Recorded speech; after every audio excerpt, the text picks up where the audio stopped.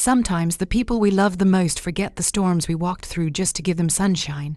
And one day, life has a way of reminding them. I am an old woman now, my hands are wrinkled, my steps are slower, but my memory is sharp. And what I'm about to tell you is not just a story. It's a lesson about gratitude and the price of forgetting the ones who carried you when you could not walk on your own. One day, a voice from inside the house said, "Honey, take Mom's card. There's $130, zero on it. Treat yourself." Now, those words may sound sweet, thoughtful, loving. But that boy didn't know where that money came from.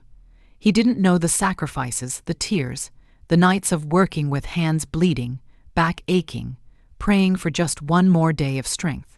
And what happened next? Oh, it changed everything. If you stay with me to the end, you will learn why blessings can become curses if the heart behind them is forgotten, and why sometimes love must be taught twice.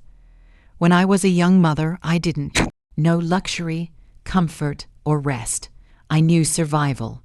Every morning before the sun stretched its light across the rooftops, I was already up, tying my hair back, preparing myself for the day that waited for me like a mountain I had to climb with bare hands. There were days when my feet ached from the day before, when my eyes burned from lack of sleep, but still I rose. Because there was a little boy sleeping in the next room, and his peace was my purpose. I remember quietly adjusting his blanket some mornings, just watching him breathe, and I would whisper to God, "If you must take something, take it from me, not from him."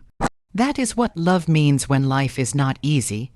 I worked 2 jobs, sometimes 3, when the bills piled up. I cleaned houses, scrubbed floors, and washed dishes in restaurants, where the steam would burn my face and arms. But the pay was something we needed. I remember the smell of grease sinking into my clothes, into my hair, and how I tried to wash it out before I came home, so my child wouldn't smell the hardship I was living. I wanted him to think the world was gentle, even when it was clawing at my back. There were nights I returned home with my shoes worn, so thin I could feel the pebbles from the road through the soles. Sometimes I would sit on the kitchen chair and just breathe, not rest, because rest is something different. Just breathing was all I could afford, and then I would stand up again, cook something small, make sure he ate, make sure he smiled, then tuck him into bed and tell him stories. I used to make up fairy tales where the heroes were always small, but always won in the end. I was teaching him that size, money, status, none of it defined strength. Strength came from the heart. I whispered those lessons every night, even when he was too young to remember them. I thought love was enough to make memories permanent. There were winters that felt cruel. The cold crept into the house no matter how many blankets I layered or how tightly I sealed the windows. I would wrap myself in an old coat and pretend my shivering was just from exhaustion, not temperature, because I wanted him to have the thicker blanket and the heater closer to his room. I told him I didn't like heat. I told him I preferred cold air, a small lie of love. I learned early that mothers lie most often to give their children comfort. I missed meals sometimes, not because I didn't want to eat, but because food had to stretch. I would look at the plate and calculate every bite, deciding how much he needed to feel full, and how little I could take to still stand upright the next day. Hunger became something familiar, not frightening. The body learns to endure when the heart refuses to surrender. But you know what I remember most? The silence, not the peaceful kind, the kind that comes from holding in all your fears alone. The silence you carry when you don't want your child to see your worry. The silence of opening envelopes that contain overdue bills. The silence of washing dishes at midnight. The silence of crying quietly into a towel in the bathroom because the walls were thin and I didn't want him to hear. Every sacrifice I made with a steady heart. I told myself one day he will understand. One day he will look at me and see everything I carried. And that was enough to keep me going, even when my back felt as though it would snap in two. There was a time I got sick. Not the normal kind, the kind that makes doctors look at you with polite seriousness. They talked about rest, treatments, options, but all I could think about was him. How could I rest when the world needed me to keep moving? Treatments cost money, money I didn't have. Money I had never been taught how to ask for. So I worked through the pain, through the fever, through the dizziness. I told myself I would rest when he grew up. I would breathe easier when he didn't need me anymore. I pushed myself beyond what the body was made for, but the love of a mother is not bound by bone or muscle. People saw me in passing, but no one really saw me. They saw a woman working, but not the woman breaking and rebuilding herself every day. They saw the surface, not the storm underneath. I didn't need praise. I didn't need recognition. I just wanted him to live without fear. I wanted him to have opportunities I never had. I wanted him to study without worrying about rent. I wanted him to dream without thinking about the cost of bread. So every coin I earned, I saved, slowly, quietly, carefully. When I could, I hid it away. Not for jewelry, not for comfort, not for vacations. For the future, his future, I saved and saved, penny upon penny, over years that blurred together in a haze of labor and fatigue. Eventually, it became something meaningful, something big enough to give him a cushion in life. It was the result of backaches, missed meals, cold winters, and unspoken prayers. He never asked where it came from. He was too young then, too innocent, and I never explained. I didn't want him to feel guilt. I wanted him to feel supported, lifted, carried. I wanted him to walk into life believing he had a foundation beneath him, so when he grew older, when life got easier for him, when comfort became normal, I thought maybe, just maybe, he still remembered. But memory is a delicate thing. Time makes people forget the weight others once carried for them. And love, when taken for granted, becomes invisible. As the years passed, I watched him grow, taller, stronger, more confident than the small boy I used to tuck under blankets. I watched him learn to speak with certainty, to walk with purpose, to make choices without asking for guidance. That is what every mother hopes for, I suppose, that their child will no longer need their hand to cross the street or face the world. Yet with every step he took toward independence, I felt something shifting quietly, slowly, like sand slipping through fingers.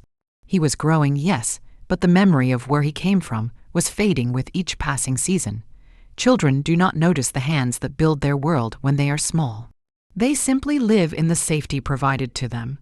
And when that safety becomes normal, they begin to believe it was always there, natural, effortless, expected. He did not remember the cold winters when I wrapped him in the warmest blanket while I slept without one. He did not remember the quiet nights when I sat awake, stitching torn clothes by dim light because new ones were too expensive. He did not remember the days I came home with swollen feet and shaking arms, but still smiled so he would not worry. Those moments were erased by time, replaced by comfort, replaced by the ease that life later offered him. I do not blame him. That is how life works. Struggle is loud when you are the one enduring it, but to others it becomes faint, almost invisible. He began living in a world where things seemed attainable, where money appeared when needed, where food was always on the table, where someone silently made sure stability existed. When he began to believe stability was natural, effort became something he could not see. Sacrifice became something he could not trace. As he grew older, he started to speak differently, not in a cruel way, no, never cruel, just unconcerned. Casual, light, he would say things like, "It'll work out," without thinking about what it takes to make things work out. He began to take comfort as something deserved, not something gifted. He stepped into adulthood believing that life would always open for him the way I opened doors for him. And I watched, not with anger, not with bitterness, but with a quiet ache that comes when love is forgotten. The kind of ache that settles into the bones, heavy and unspoken. There were moments when I tried to remind him, gently. I would talk about the past, about how hard times had been once. He would listen politely, nodding, but his eyes were somewhere else, living in the present, where warmth, food, and comfort were normal. It is easy to forget a storm once you are standing in the sun. He grew used to convenience. The world made life easier for him. He could buy things that were once luxuries to me. He could eat at restaurants I used to scrub floors in. He could sleep without worrying how the bills would be paid the next month. And with each step he took into a life that was easier than mine, he lost sight of the path that had brought him there. But I remember everything. I remember the first time he asked for money without hesitation, as if it were simply available, not earned through years of toil. I remember how casually he once said, "Don't worry, Mom, you're fine," without knowing what it took for me to remain fine. I remember the way he sometimes offered help, but as if it were charity instead of repayment for years of sacrifice. Not because he didn't love me, but because he had never seen the full weight of what I did. He never saw me counting change under dim kitchen light. He never saw me swallow pain so I could stand a little longer. He never saw me bargain with myself, asking my body for strength it did not have. He only saw the result: life without fear, life with choices, life with opportunities.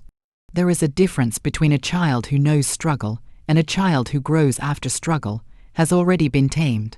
One remembers the fire, the other only knows the warmth, and when a person only knows warmth, they believe the world is naturally kind, naturally generous. They do not see the hands that carried the flame through the cold. Eventually, he stepped into a life where comfort was expected. He bought things without hesitation. He spent money without thought. He believed that money was simply something that existed. He began to live as if the foundation under his feet was always solid, not built on the back of years of sacrifice. One day he laughed and said, "I worked hard too." And yes, he did work, he did strive, he did earn. But he had started several steps ahead, on ground I carved out with my own hands. His hard work began where my exhaustion left off. I realized then how easily people forget the hands that held them up, when they were too small to stand on their own. Not out of malice, not out of cruelty, simply out of distance, time has a way of protecting young hearts from heavy memories. He had no memory of sacrifice, only the fruits of it. He had no memory of hunger, only the satisfaction of eating. He had no memory of cold, only warmth. And so, when he spoke casually about money, comfort, giving, spending, it was because he believed it came easily, naturally, endlessly. He did not understand that every comfort he enjoyed came from years of me choosing pain instead.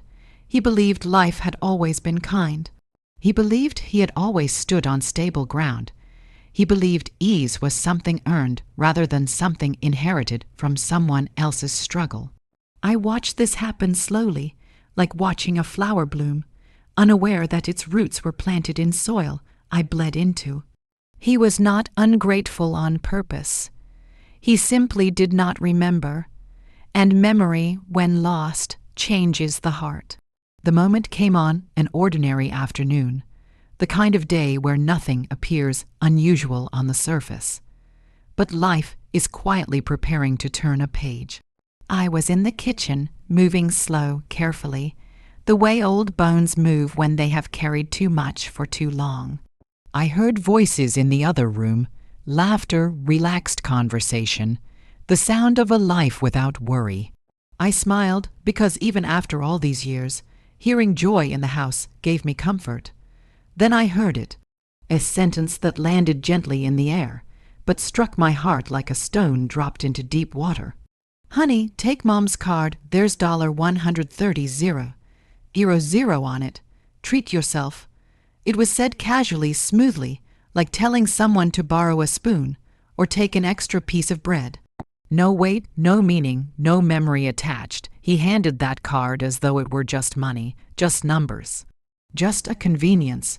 He did not know the years behind it, the silent mornings, the aching nights, the hunger swallowed without complaint, the tiny savings collected bit by bit, hidden away like a bird building a nest with scraps. He did not know that the money on that card was not money at all. It was sacrifice turned into numbers. It was years of my life stored in a small piece of plastic. I did not react at first. I simply stood still, listening. I watched her take the card with a smile, a soft laugh, and a quick kiss on his cheek. I watched how easy it all looked, how effortless, how casual. I thought to myself, does he truly believe this money came from comfort? Does he really think this came from abundance? Does he think I lived a life of plenty? The room was warm, filled with soft light. But inside me, the past rushed back like a cold wind through a broken window. I remembered the nights I counted coins, the hours I worked while sick, the shoes that wore down until my feet bled. I remembered keeping my hunger quiet, so he would never know.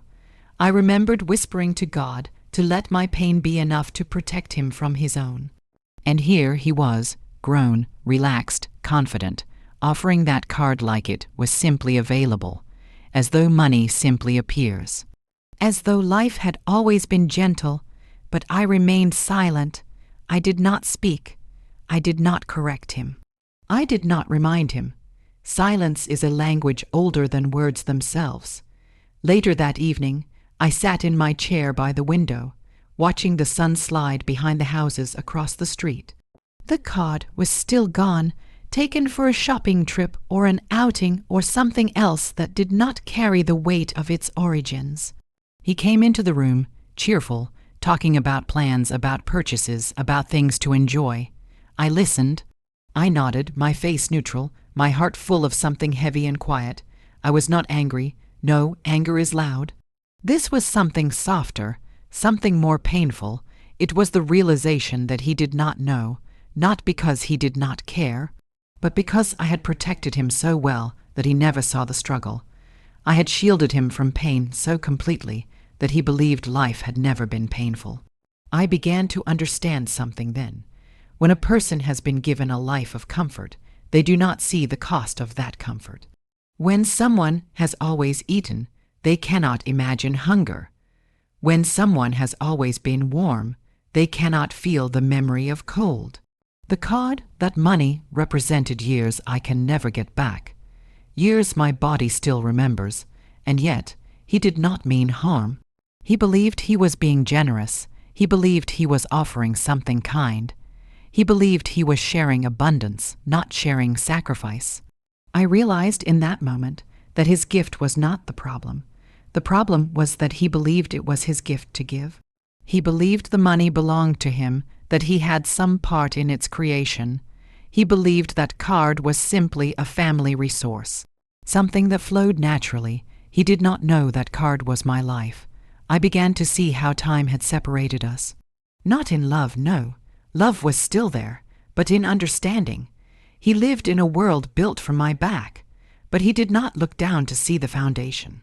So when he said, "Take Mom's card and treat yourself," he thought he was offering generosity, but what he was really doing was revealing that he had never understood the cost of what he was giving.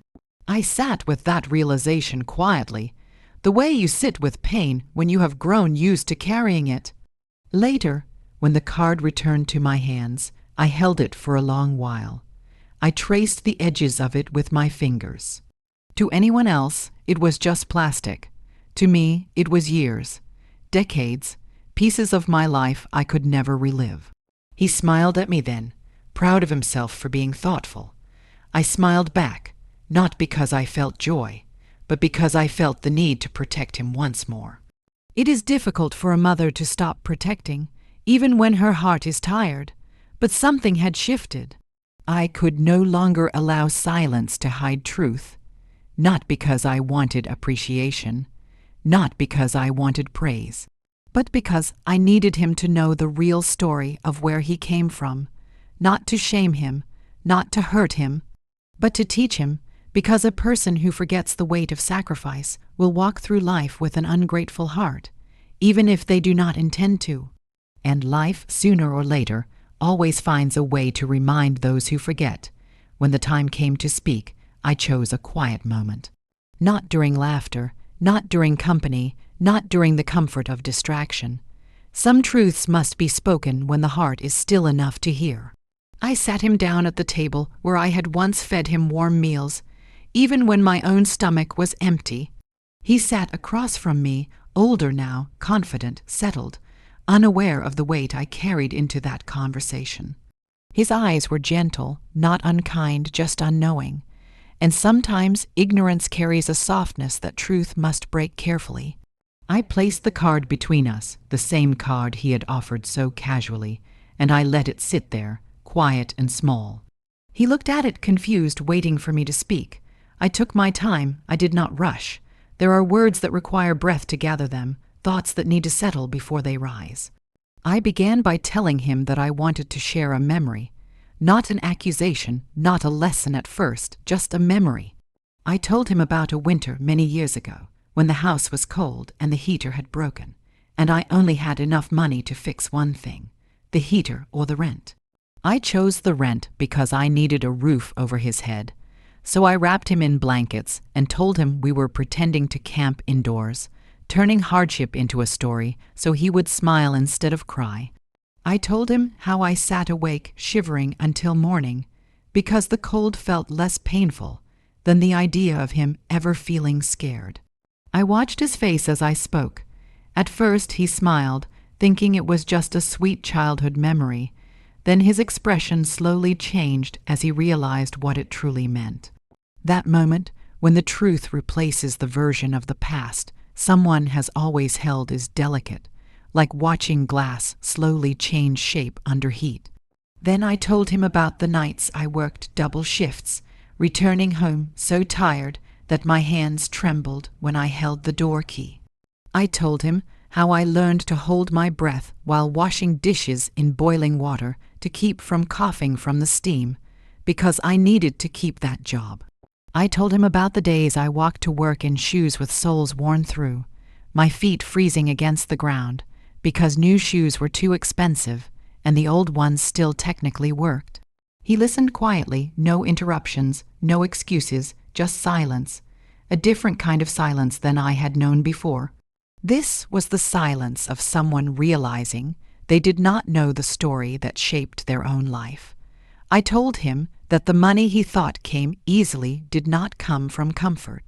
It came from sacrifices I never spoke of. It came from pieces of me I gave away bit by bit. Not because I regretted it, not because I wanted recognition, but because he needed to know that love sometimes looks like suffering that no one sees. Then I told him that I had saved all those years, slowly, quietly, carefully. I saved in envelopes, in jars, in places where no one would look. I saved pennies because pennies become dollars if held patiently. I saved in silence because I did not want him to feel the weight I carried. I saved because I wanted him to walk into adulthood without chains tied to his ankles. I told him that the $130,000 on that card was not money. It was time, it was pain, it was hunger, it was cold nights, it was double shifts, it was tears cried quietly so he would not hear. It was love in its most loyal, relentless form. His eyes began to glisten, not with dramatic tears, but with the slow welling of understanding. The kind that takes root inside a person and sits heavily on the heart. I did not raise my voice. I did not accuse. I simply revealed. I explained that when he told someone to take that card and treat themselves, he believed he was being generous. But he had given away years of my life without knowing the value of what he offered. He had shared something that did not come from excess. It came from sacrifice, not to shame him, not to make him feel small, but to show him that love must be seen, not just received. He sat there quietly, his hands still, his gaze lowered. I could see the memories forming behind his eyes. Bits and pieces of things he faintly remembered, me limping once but saying I was fine, me smiling when there was little to smile about, me pretending everything was always okay. That is when I told him that comfort is not the enemy, but forgetting is. that a person who forgets where they come from loses their sense of gratitude. And without gratitude, even blessings become empty. I did not tell him to repay me. I did not tell him he owed me anything. Love is not a transaction. I did not ask him to return the money, or to stop giving, or to feel guilt. I simply asked him to remember that life was not always easy. Remember that someone carried him before he learned to walk. Remember that warmth was given to him, not promised by the world. I told him that the greatest mistake a person can make is to believe they rose alone, when in truth someone else lifted them. And then I placed my hand on his, slow, soft, the way I used to when he was small. I told him that love is not just the bright moments, the celebrations, the gifts, the smiles. Love is also the unseen labor, the quiet endurance, the sacrifices that are never spoken aloud. His fingers tightened around mine, not because he was sorry, but because he finally understood.